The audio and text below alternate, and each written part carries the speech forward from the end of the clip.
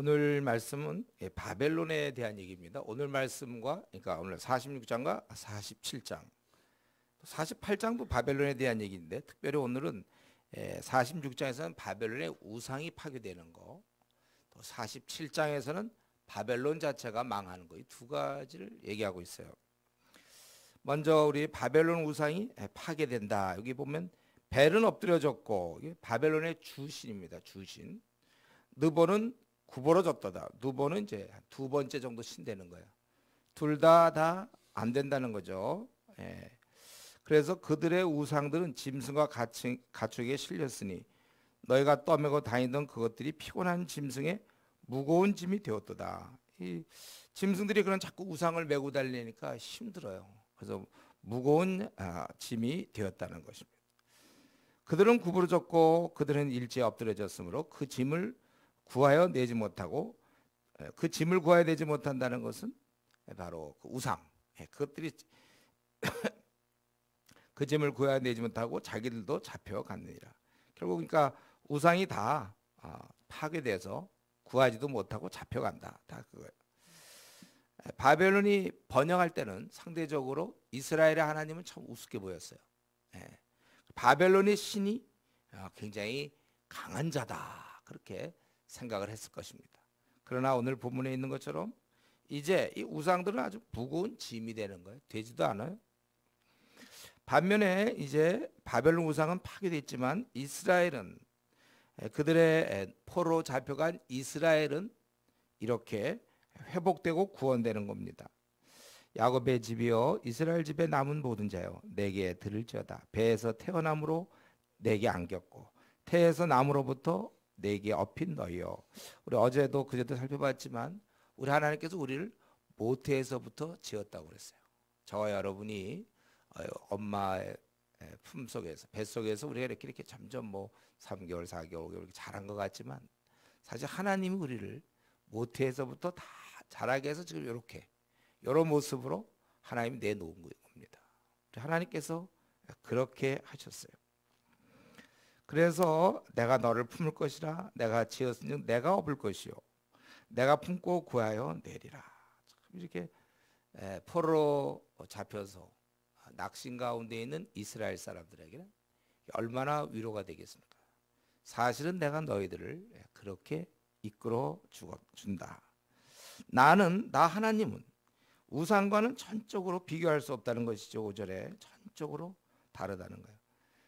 우상은 뭐예요? 사람이 은이나 금을, 6절에 보면 주머니에서 금을 쏟아내며 은을 저울에 달아 도금장에게 주고, 이걸 줘가지고 좀 신을 만들어 달라. 제조하고 있죠. 제조. 그래서 그것에 엎드려 경배하며, 그래 놓고는 우상을 들어서 어깨에 메어다 그의 처소에 두면 그것이 서 있고 거기에는 능히 움직이지 못하며 그에게 부르짖어도 능히 응답하지 못하며 고난에서 구하여 내지도 못하느니라. 우리 이 말 속에는 하나님은 고난에서 우리를 구하여 낸다는 의미가 있죠.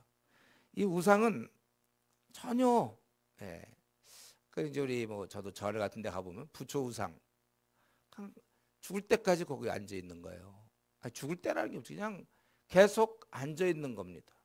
우상은 아무것도 아니에요. 사람이 만들고 또 너무 이제 때가 뭐 먼지가 많으면 그걸 또 닦는 뭐 그런 식도 갖고, 뭐 우상은 아무것도 아니에요. 그게 어떻게 해서 고난을 자기가 만들어 놓고 어떻게 해서 고난에서 나를 구해줄 거다, 그렇게 생각하냐 이거예요. 우리 어제도 살펴봤지만은 인간의 어리석음이 한 이 정도 됩니다. 인간이 이 정도.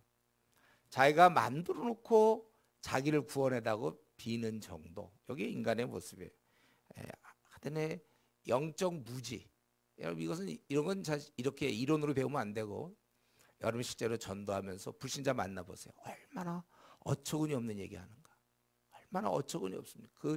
한번 그 질문을 들어보세요. 그래서 우리가 사실은 전도할 때 나가면 그 질문을 날카롭게 만들어주는 역할을 해야 돼요. 여러분들이 네 질문이 이렇게 해서 이런 질문이냐, 이렇게 도와줘야 돼요. 자기가 물어보면서 무슨 말 하는지 몰라. 실제 이거는요, 제가 이제 전도를 많이 해봤고 그래서 거듭나게 해보면 거듭나고 나서 하는 얘기가 그런 겁니다. 자기가 그때 무슨 얘기하는지 몰랐대. 지금도 이 세상 신이 믿지 않는 자들의 마음을 혼미케 한다고 그랬잖아요.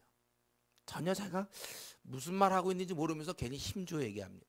그 말 듣고 너무 반응하지 마세요. 좀 적당한 무시가 필요해요. 우리는 그것 따라 대답하다가 끝도 없어요. 그 어리석음에 대한 얘기들. 빨리 우리의 진리를 전해주는 것이 우리가 사람을 얻을 때 방법입니다. 전도하러 나가서 왜 나는 사람들이 거듭나지 않는가? 복음을 들려줘야 거듭나죠. 그 사람 말 따라 대답하다가는 아무것도 못해요. 이렇게 자기가 만들어 놓고 또 축복을 구하는 이것. 그게 지금 우리나라에 1000만 명이 넘는 사람이 그러고 있어요. 이번에도 이제 석탄 뭐 이래서 막 했잖아요. 끝없는 어리석음. 저와 여러분의 출발도 여기서부터, 그러니까 아주 저 밑바닥에서부터 출발하는 거예요. 출발. 그래서 지금 우리가 뭐 모태신앙이다 해도 밑에서부터 별로 안 자랐어요. 성경 66권을 우리가 다 잘해야 영적으로 이제 대학생 정도 되는 거예요. 우리 66권을 공부해야 되는. 20년 동안 성경 한 2권, 3권도 안 봤으니까. 뭐 그들이 무식한 거나 우리가 무식한 거나 그렇게 큰 차이 없습니다. 우리는 이제는 밝아졌죠. 그러나 우리는 더 밝아져야 됩니다. 계속 진리로 어둠을 벗겨내야 되는 거예요.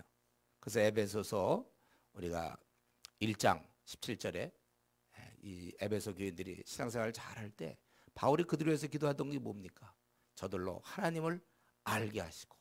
저는 이 대목이 우리 한국교회에 아주 강하게 어필돼야 될 부분이에요. 하나님을 알지만 한없이 알아야 돼. 지금 그 정도 아는 거는 초등학교 수준이야 이거죠. 한없이 지금 이 무지무지한 이 많은 내용이 양이 있는데 그냥 방치, 영적 무지. 왜 이렇게 자신들이 성경을 안 보는가에 대해서 무지해서 그래요. 생각해서 그래요. 성경을 모르고 무슨 신앙생활입니까? 그런데도 용케도 20년 동안 넘게 저도 제 얘기하는 거죠. 성경을 모르는 채 내가 신앙생활을 해왔다는 거 참 부끄러운 일이죠. 이런 영적 무지. 그러니까 이 사람들도 되게 무지하지만 뭐 우리도 그렇게 날 거 없다는 거예요. 부지런히 우리도 이제는 자라가야 됩니다. 어둠에 자신을 가만히 모셔두지 말고 나를 어둠에서 계속 어둠에서 벗어났다면 이제 자라가도록 베드로 사도가 얘기한 것처럼 오직 그를 아는 지식에서 자라가라. 베드로서 3장 18절 말씀. 인간의 어리석음이 이거란 말이죠. 자기들이 실컷 해놓고 우리 지난번 할 때 뭐 했습니까? 나무 땔감도 썼다가 그걸로 밥도 해먹다가 그걸 또 깎아가지고 비려 이렇게 하는 인간의 모습. 오늘도 또 자기들이 다 만들어 놓고 들어서 갖다 놓고 움직이지 못하며 그런데 그에게 부르짖어서 응답을 원하고 고난을 피하기를 원하는 이제 그것. 그런 것이 아니고 너희 폐역한 자들아 8절에 이 일을 기억하고 장부가 되라. 우리 분명히 알아야 될 것은 이제 우리가 이렇게 사실은 이런 모든 구원은 그분이 해주는 것이죠. 그런데 이제 이 폐역한 자들아, 지금 이스라엘 사람들이 사실은 지금 잘못 살고 있고 또 우상 숭배하고 있잖아요. 이스라엘 사람들이 이미 세상에 물 다 들었어요. 우상 숭배. 그러니까 이 일을 기억하라. 즉 이제 바벨론이 멸망할 것이고 이스라엘이 구원받을. 이거는 적어도 100년 전, 150년 전에 쓴 글이라고 그랬죠. 이 일이 벌어지기 전에.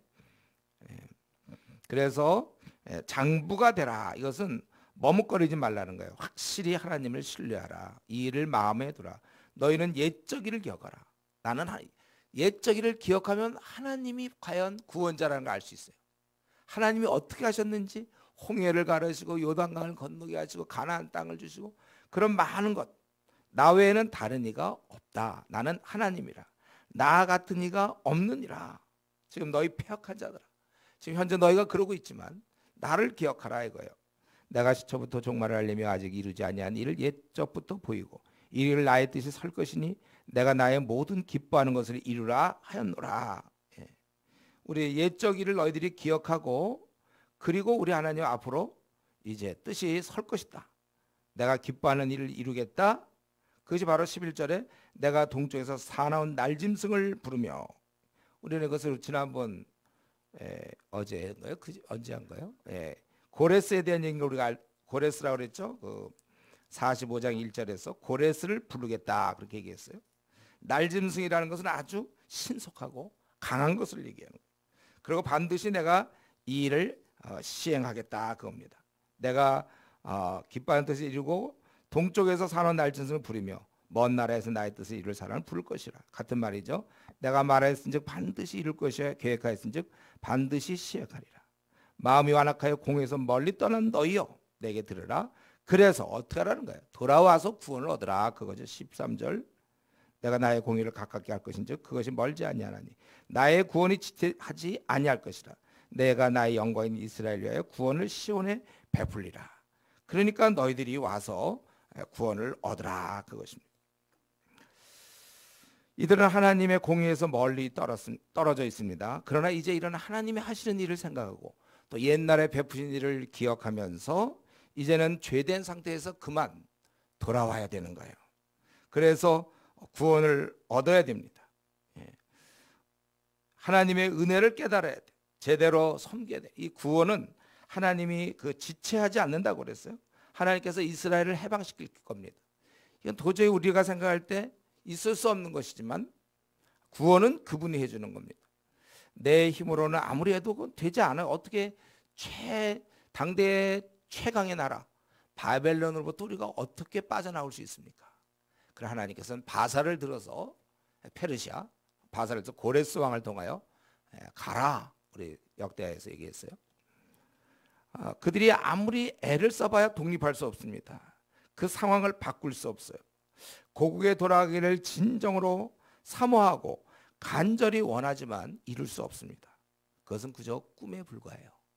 그러나 하나님께서 개입하셔서 하나님이 이루시니까 단번에 이루어지는 것입니다.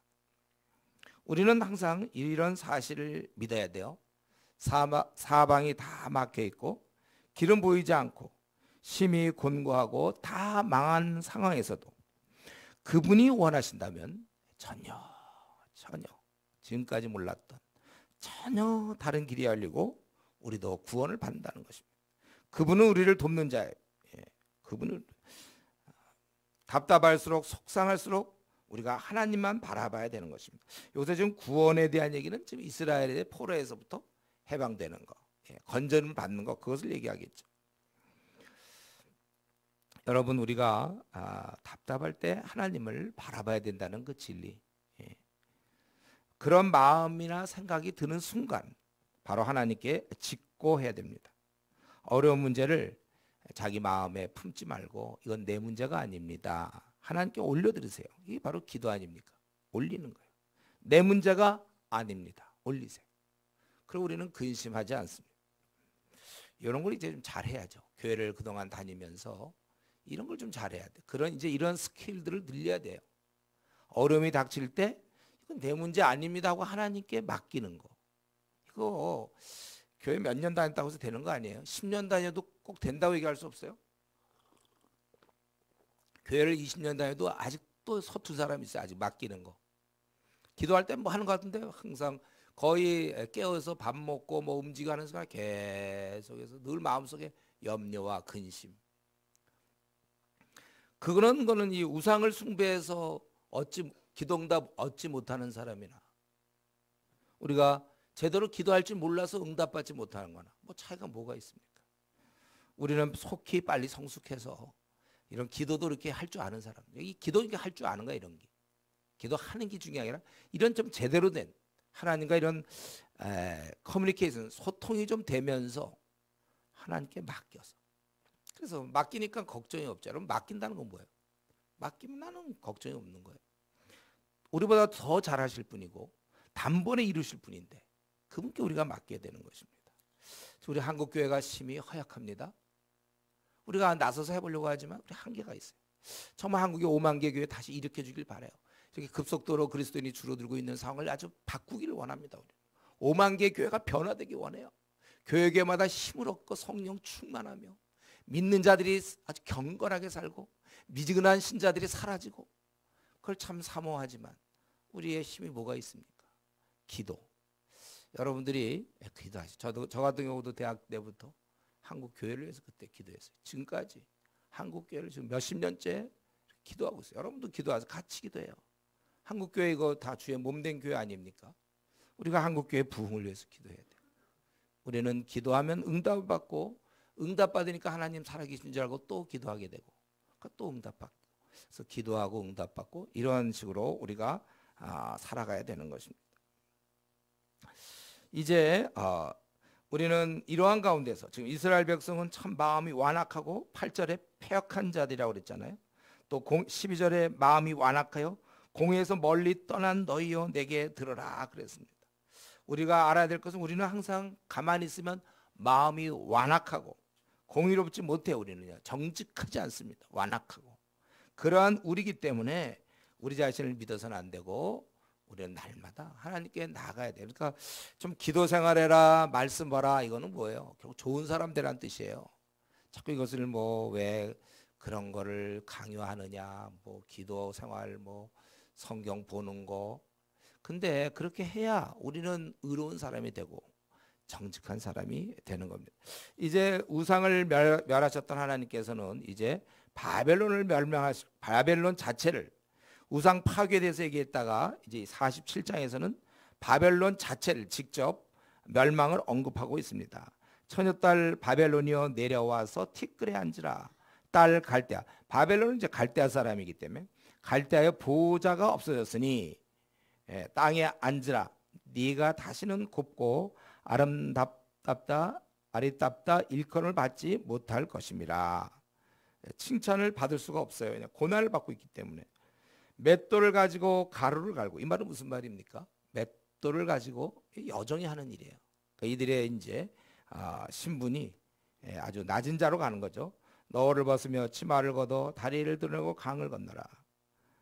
아주 부끄러움이 드러난다는 겁니다. 이건 지금 왜 이런 부끄러움이 드러나고 이들이 왜 바벨 보좌에서 내려앉아야 되고 보좌가 없어졌습니까?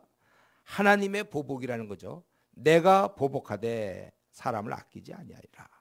하나님께서 보복하시다는 거예요. 그래서 거기 2절에 보면 다리를 드러내고 강을 건너라. 자기의 땅에 경계로 삼던 그들은 강을 떠나야 된단 말이에요. 그러나 이것은 동시에 이러한 바벨론에 대한 하나님의 보복은 동시에 4절 그것은 이스라엘이 구원을 얻는 거예요. 사실 이스라엘의 구원을 받기 위해서 필히 바벨론을 멸망당해야 됩니다. 우리가 일제 36년에 아주 강점기에 결국 일본이 멸망해줘야 우리가 살아날 수 있는 거와 똑같이 이들을 잡아왔던 바벨론은 이제 멸망당하는 겁니다. 그리고 이제 이스라엘은 구원을 얻는 거예요. 그리고 이제 바벨론은 5절에 딸 갈대하여 잠잠히 앉으라. 흑암으로 들어가라.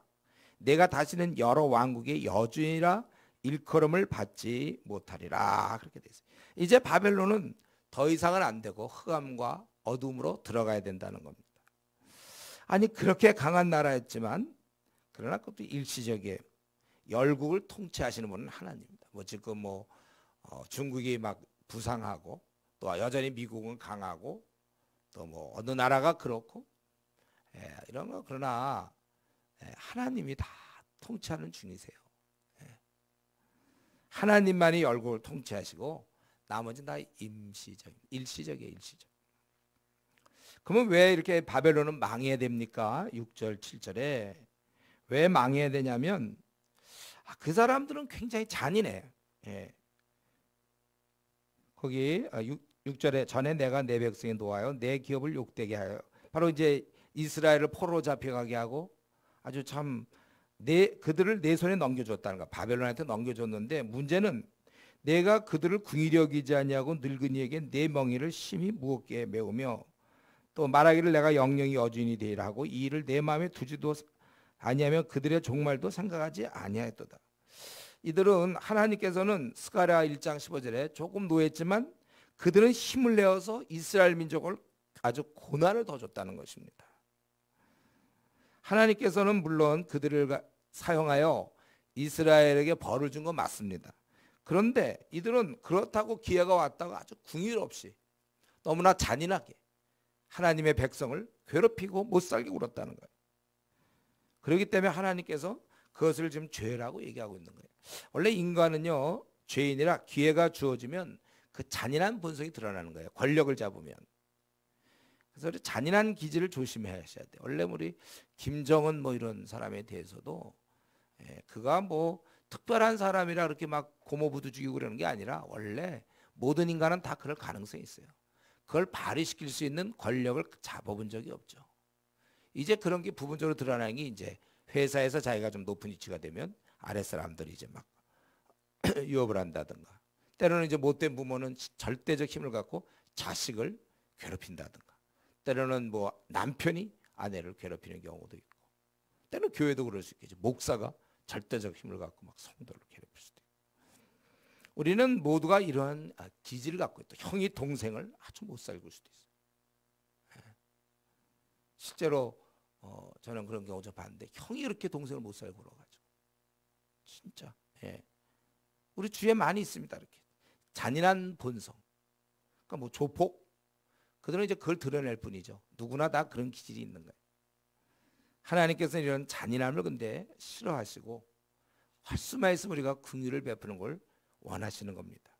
그러니까 우리나라에 보면은 그 외국인 근로자들 말이죠. 제대로 마음껏, 왜냐하면 불법 체류자 많으니까 뭐 어떻게 덤비지 못하니까 그들을 억울하게 만들고 분하게 만들고 울게 만들고 학대를 해, 학대. 이거 참 인간은 다 그래요. 제가 그 카투사로 있을 때 보면 제가 근무하던 곳에 그 미군 여자 병사가 있었는데 자기 계급 좀 높다고 얼마나 저를 못 살고 그런지 몰라. 이렇게 말짱해요. 아주 말짱한데 어떻게 그렇게 못 살고 그래요. 그런 얘기 뭐 하지 않는 없고, 실제 근데 또 카투사들 보면 또 고참이 또 쫄병들 아주 못 살고 이유 없이 때리고 맞고 밤낮 이러죠. 혹시 말이죠, 우리 자신을 한번 돌아보세요. 나는 동생이나, 우리 여러분이 지금 대상이 누가 있을까? 동생 혹은 자녀 혹은 배우자. 좀 나는 그렇게 긍휼 없이 얘기한 적 없습니까? 좀 잔인하게, 악하게. 어떻게 보면 이 시간에 우리가 회개해야 돼요. 목사님, 전 잘 모르겠는데. 그러니까 기도하셔야 돼요. 기도를 10분 하면 안 되는 이유가 주님과 이렇게 기도하는 중에 이제 이렇게 깨달아지는 거지. 시간을 보내야지만 깨닫기 전에 벌써 기도 끝나니까. 늘 똑같은 거예요. 우리가 좀 자기 기도 시간을 잘 확보해서 그 기도 시간에 이제 음성이 들리는 거예요. 깨달음이 생기는 거죠. 충분히 시간을 들여야 그 가운데서 우리가 하나님께서 우리에게 말씀해 주는 것입니다. 그래서 우리가 깊은 기도, 이게 없는 사람은 이 기도의 즐거움도 없으니까 10분 기도하는 사람 있잖아요. 제가 늘 얘기하는 아침에 일어나서 잠깐 기도하고 자기 전에 잠깐 기도하고, 이게 뭐 하나님과 교제가 있을 수가 없어요. 우리가 좀 시간을 정해서 깊이 기도할 때 이제 음성도 듣는 거고 깨달음도 생기는 거고 이제 그렇게 되는 것이죠. 또 이들은 뭘 잘못했죠? 7절에 보면 자기가 영영이 여주며 지금 모든 권세를 다 쥐었거든요. 누가 감히 자기들한테 덤빕니까? 세계 그때 최강의 바빌론이 아니까. 바벨론. 누가 덤벼요? 엄청나죠?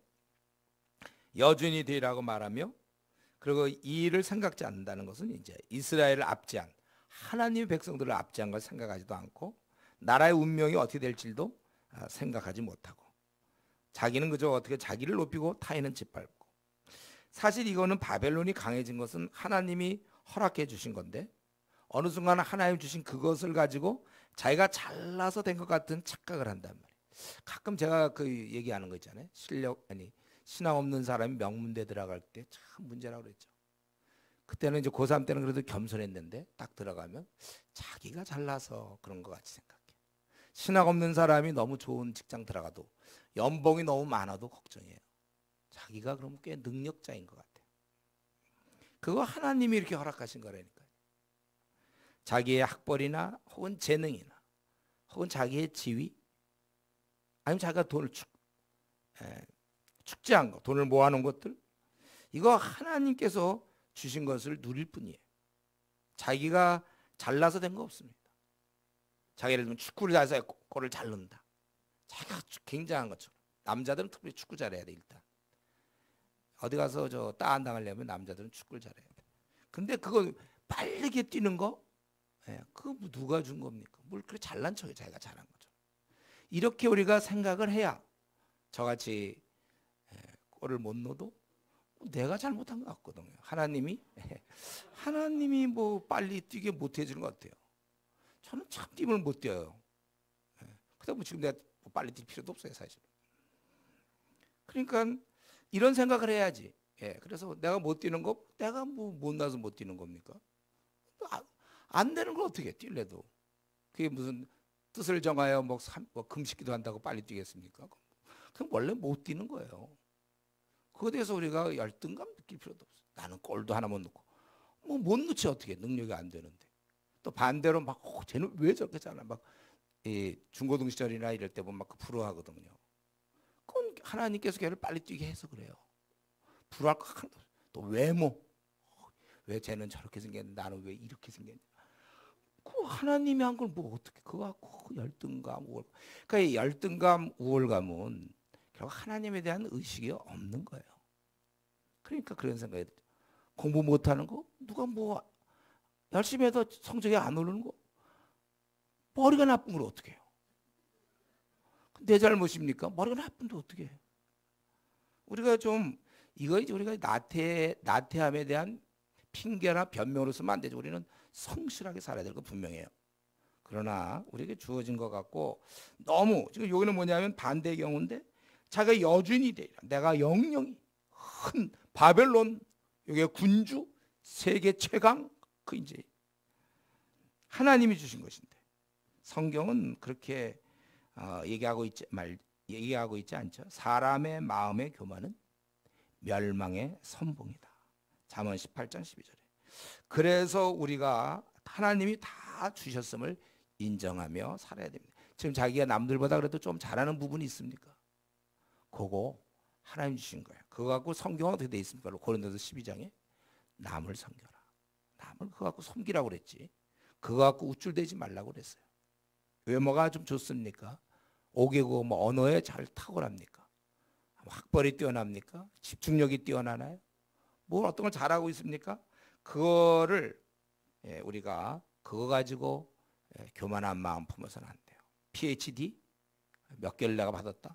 다 소용없어요. 우리는 그렇기 때문에 사람을 또 동시에 무시하거나 우습게 보면서 살지 말고, 요즘 이제 돈 없으면 무시당한다고 그러잖아요. 이게 얼마나 세상적입니까? 열심히 돈 못 버는 건데 능력이 안 돼서. 우리가 가난한 자는 저쪽 가서 앉으라. 야고보서에 나오잖아요. 우리가 그런 자세 안 됩니다. 우리는 모든 사람 항상 귀하게 봐야 되는데, 이 지금 바벨론은 자기들이 아주 당당하게 그렇게 했기 때문에 하나님께서 그들을 내려앉게 하겠다. 보좌가 없어지도록 하겠고 부끄러움을 드러내게 하겠다. 그겁니다. 그래서 그 재앙의 모습이 이제 마지막 절까지 15절까지 나온 거예요. 그들은 이제 아주 교만한 마음으로 말을 했어요. 너희 말한 대로 그대로 하겠다는. 그러므로 사치하고 평안히 지내며 마음에 이르기를 나뿐이라. 나 외에는 다른 이가 없도다. 나는 과부로 지내지도 아니하며 자녀를 잃어버리는 일도 모르리라 하는 자요.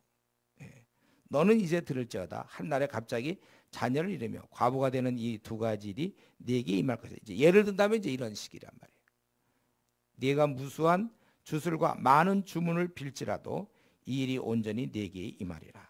그동안 다른 사람의 어떠한 비운과 다른 사람의 힘든 이런 거 보면서 자기는 괜찮다. 자기는 이제 바로 그럴 때 네가 그대로 당할 것이다 이거예요. 네가 아무리 그 막으려고 해봐야, 주문을 하고 주술을 하고 뭐 해봐야 소용없이 너는 당할 것이다. 그거예요. 별로 패한 적이 없었던 그들이 이제 크게 당하는 것입니다. 그래서 내가 네 악을 의지하고 스스로 이르기를 나를 보는 자가 없다 하나니 내 지혜와 내 지식이 너를 유혹하였습니다. 내 마음에 이르기를 나뿐이라 나 외에는 다른 이가 없다 하였으므로, 혼자 그렇게 나를 보는 자 없다는 건 신이 없다는 것이고 자신을 신격화했어요. 그런데 재앙이 네게 임하리라. 그러나 네가 그 근원을 알죠. 왜 이런 재앙이 어디서 나타나는지도 모르며 또 그 손해가 네게 이르는데 물리칠 능력이 없다는 거예요. 재앙이 어디서부터 오는지도 모르고 또 온다면 물리칠 수 있는 능력도 없어요.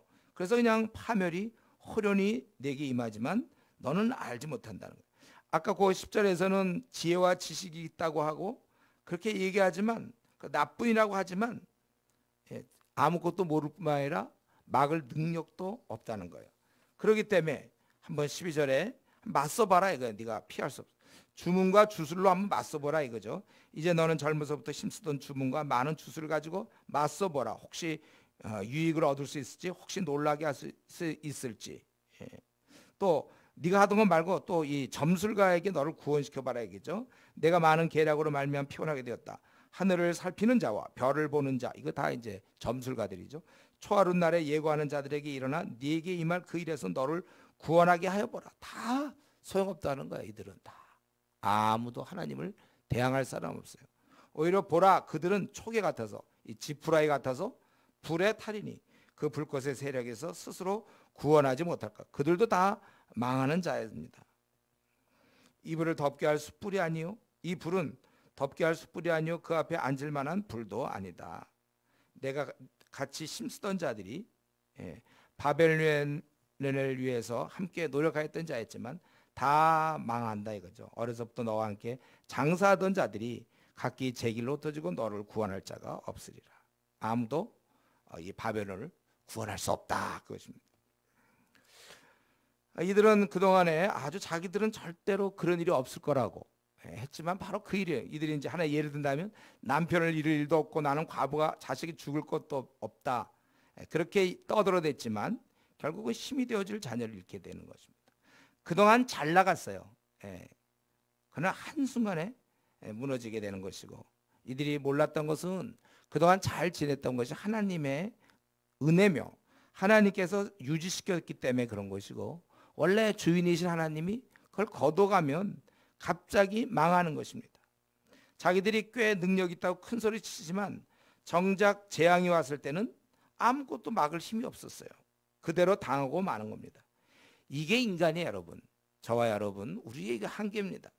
인간은 재앙이 닥치기 전까지만 강한 존재입니다. 그 누구도 하나님을 대항할 수 없어요. 우리 모두는 하나님의 손에 달려 있는 것입니다. 하나님이 결정하는 거예요.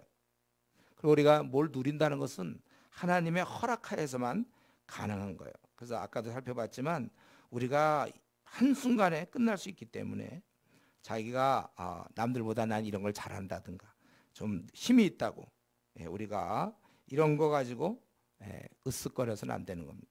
하나님 앞에서는 바람에 날리는 먼지 정도밖에 안 됨을 인식해야 돼요. 그래서 제가 우리 PhD를 따기를 원하는 사람들, 공부 좀 더 하기를 원하는 사람들은 더 많이 기도하라고 그랬죠. 왜냐하면 그거 따고 나면 자기가 꽤 공부 잘하는 사람을 알고 있다니까요. 하나님 주셨는데. 우리가 이런 면에 있어서 돈을 또 많이 벌어도 자기가 무슨 뭐가 있는 것처럼 우리는 하나님께 항상 겸손하게 하나님과 동행을 해야 됩니다. 그러니까 이런 훈련이 필요해요. 우리 이제 회사의 CEO를 볼 때 대단하다. 또는 삼성의 뭐 이 무슨 용 이런 사람 보면서 금수저 뭐 아니고 저건 뭐야 다이아몬드 수저야 뭐. 막 대단하.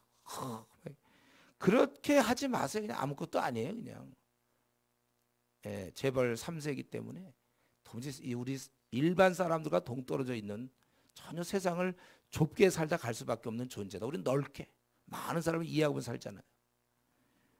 강한 자를 강한 자로 보지 않는 연습, 이게 중요합니다. 이런 연습 잘해야 돼요. 우리 무슨 드라마에 나오면 꼭 어떤 이 재벌같이 꼭 나오는 사람이 있어요. 그 사람은 좀 약간 생긴 게 그렇게 생겨서 그런지 몰라도 꼭 회장같이 꼭 나와요. 그렇다고 우리가 그 사람을 재벌 회장으로 진짜 이해하면 안 돼요. 본인도 그렇게 생각하면 안 되고. 그거는 그냥 드라마에 원래 돈 없어요. 그동안 그 사람 돈 많이 못 모았어요. 그 사람. 근데도 드라마에서 항상 재벌처럼 나오니까 야, 돈 많은 거. 이렇게 본인도 또 착각하고 있으면 안 되죠. 우리가 이런 거예요. 그러니까 우리 CEO라든가 뭐 하나님이 허락할 때까지만 CEO고 당 한 칼에 망할 수 있는 거 아무것도 아니에요. 제일 강한 자는 성경에 있는 것처럼 하나님께 붙어 있는 자, 동행하는 자, 이거 진짜 강한 것이죠. 우리가 약한 자 같지만 강하고, 바울 사도에 우리가 진짜 강한 자들이에요. 우리는 다시 한번 오늘 본문을 통해서 바벨론의 우상을 멸하시고 바벨론을 멸하시는 하나님의 그 능력을 좀 우리가 생각해 봐야 됩니다. 우리 하나님의 그런 크신 능력, 하나님께서 무너뜨리시면 강하고 강한 바벨론 국가도 한순간에 무너지는 겁니다. 그래서 우리가 이 땅에 만나는 수많은 사람들 중에 우리가 스스로 강하다고 생각하는 일이 없도록 우리가 조심해야 됩니다. 또 그가 강하기 때문에 그 사람에게 맞추려는 노력하면 안 됩니다. 타협해서는 안 되는 거예요. 우리가 어떤 문제를 결정할 때도 사람이나 조직 이거 안 하면 뭐 망한다 뭐 이런 식으로 생각하면 안 돼요.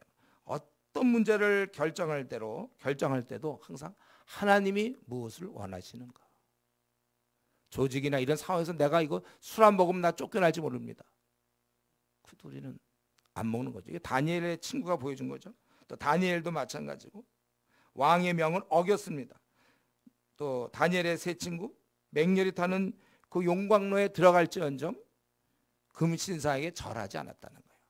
이거 막 절 안 하면 다 망하는 것 같고 이제 애들은 타는 용광로 속에 던져질 운명이지만 그러나 그들이 두려운 것은 왕이 아니에요. 하나님이죠.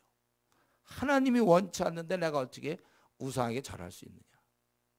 오늘날 우리는 우상은 아니죠. 바로 우리 어떤 욕심, 마음의 야망, 어떤 이 상황 속에서 타협하기 쉬운데 제일 중요한 것은 아무리 상황이 나를 몰고 가도 하나님의 뜻과 대치되는 것에 대해서는 죽을지언정 타협하지 않는 신앙. 우리 이걸 가져야 돼요.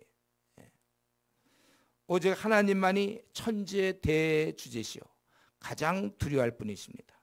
천하의 가장 강한 통치자이심을 고백하는 거예요. 이런 신앙을 가져야 돼요. 특별히 우리 형제들은 요즘은 좀 모르겠지만 군대 가서 이렇게 타협하는 경우 있어요. 위에서 막 누르니까. 저도 한번 그럴 뻔히 한 적이 있었다 그랬죠. 우리 대장이 저를 불러가지고 그래서 물건을 가져와라. 참 흠칠한 얘기거든. 내가 하나님의 아들인데 대장이 불렀어요. 그럴 때 그래도 이건 뭐 제가 이렇게 얘기하는 거 보면 좋은 얘기죠. 제가 가만히 있었죠. 내가 이 사람한테 내가 할 수 있겠네. 그때는 구타 있고 어떻게 될지 모르고 여차하면 뭐 영창도 갈 수 있는 거고. 그래도 나는 하나님의 내가 자녀니까. 그래서 그 사람이 얘기하는데 그냥 가만히 있었어요. 뭐 하여튼 그 다음 얘기는 뭐 할 겁니다. 어쨌든 우리가 하나님 보시기에 가장 중요한 게 그거잖아요. 하나님만이 온 우주를 다스리는 대주제시고 천하의 가장 강한 통치자이심을 고백하고 그래서 우리가 공의대로 행하는 거예요. 죽을지언정 그래봐야 죽어봤자 천국이니까 두려울 거 없어요. 그분이 온 우주를 다스리는 분이심을 진짜로 믿고 우리 삶에 타협 없이 뚜벅뚜벅 우리의 길을 가야 되는 것입니다. 우리 오늘 이 바벨론 우상을 멸하시고 바벨론을 패하시는 크고 크신 하나님 우리가 뵙게 된 거예요. 그 하나님 우리가 만나면서 우리는 이런 분을 아버지로 모신 우리들 그러니까 참 감사하죠. 그리고 또 계속해서 생기는 질문, 내가 뭐라고 나를 모태에서부터 조성하셨으며 나의 아버지 되기를 부끄러워하지 않는 다 같은 거와 이런 인연이 있는 내가 나를 부끄러워하지 않는 우리 하나님 아버지. 근데 나는 하나님을 오히려 부끄러워하는 경우가 있어요.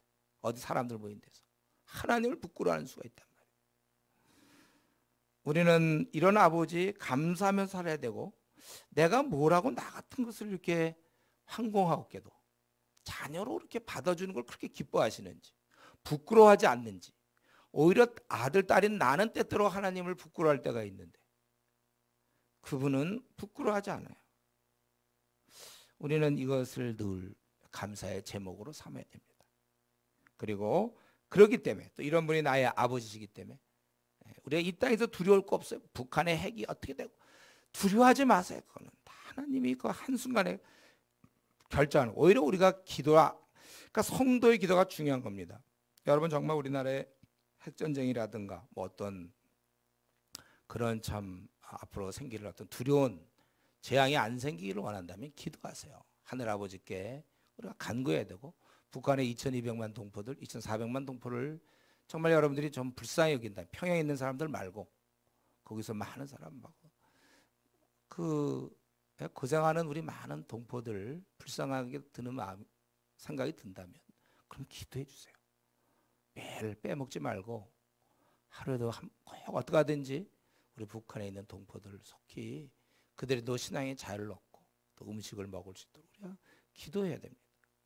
하늘의 아버지께서는 어느 한순간에 하나님 뜻하시면 통일은 그냥 이루어지는 거예요. 우리는 모든 문제에 있어서, 그리고 우리의 앞날에 대해서도 두려움이 있어서는 안 됩니다. 우리가 뭐 노후 준비가 안 됐다? 그게 두려워할 이유인가요? 우리 앞날 아버지와 함께 가는 이 나그네 길, 이 땅엔 도저히 두려운 일이 있을 수 없어요. 두려워하지 말아야 되고, 두려워한다면 내가 지금 신앙적으로 비정상이구나. 내가 지금 아버지와 무슨 관계에 문제가 있는 거구나. 어째서 내가 두려워합니까? 아버지와 관계에 있어서. 우리 철저하게 하나님을 의지하고 이런 크신 하나님, 그분께 맡기며, 그리고 우리는 기도의 특권이 있으니까 모든 문제를 기도하면서 우리 앞으로 남은 얼마예요? 이제 40년 남았나요? 30년? 50년? 우리 남은 생은 정말 기도하면서 담대히 살아가는 우리 성도 되기를 바랍니다. 이 시간에 같이 오늘 말씀 좀 생각하면서, 천하를 움직이는 분은 오직 하나님 한 분, 그분이 나를 자녀 삼기를 기뻐하시는데 나는 아버지에 대한 내 태도는 좀 어땠는가, 이거에 대해서 감사한 마음으로 살며, 또 그렇기 때문에 앞날에 나는 전혀 두려워하지 않는가, 기도가 있는 이상 나는 좀 어떻게 좀 하나님 아들 딸로서 지금 이렇게 사는 거 맞는지 우리 자신을 돌아보면서 같이 통성으로 기도하겠습니다.